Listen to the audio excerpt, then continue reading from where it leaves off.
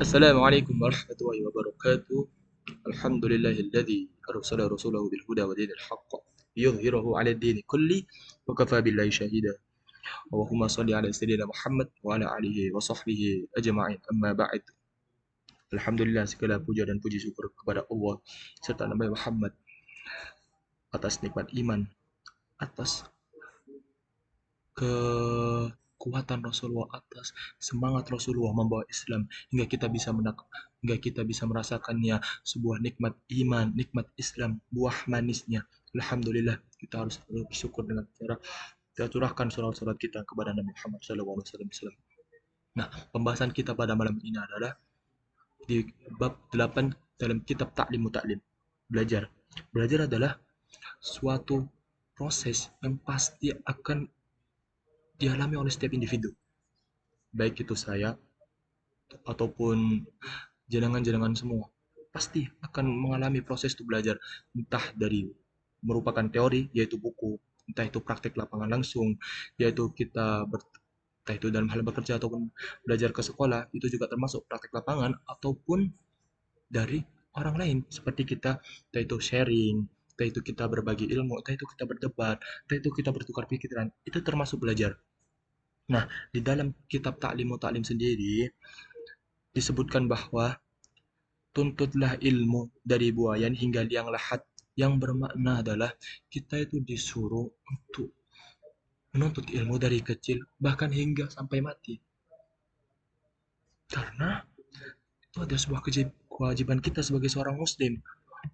Bukankah ada hadis dari Nabi SAW yang berbunyi adalah talabul ilmi faridatun ala kulli muslimin. Menuntut ilmu itu wajib hukumnya bagi seorang muslim, khusus ilmu agama.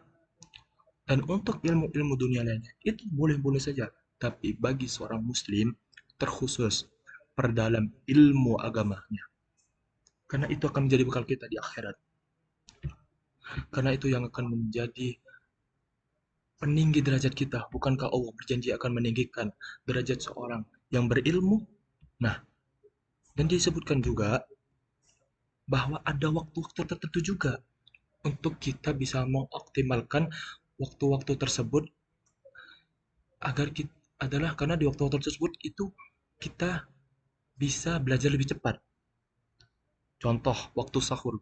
Waktu sahur itu sangat bagus untuk bagi para penghafal Al-Quran, karena waktu ini sangat mudah menghafal.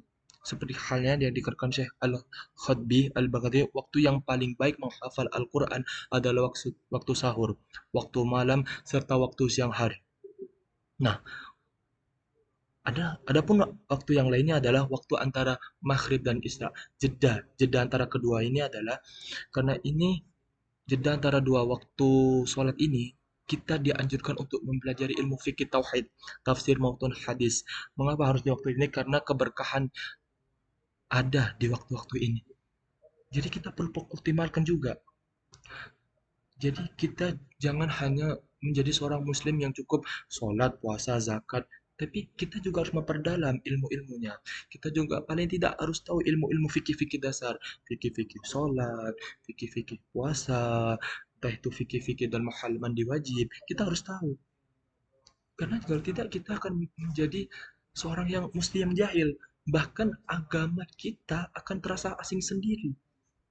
Seolah kita tidak tahu agama kita itu apa, ilmu-ilmu di dalam agama itu apa.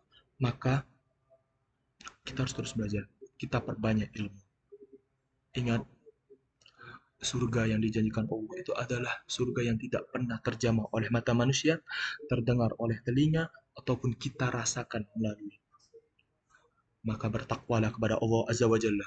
Sungguh azabnya sangat pedih, dan sungguh surganya adalah sungguh sebuah kenikmatan yang harus kita jemput dan yang harus kita dapatkan.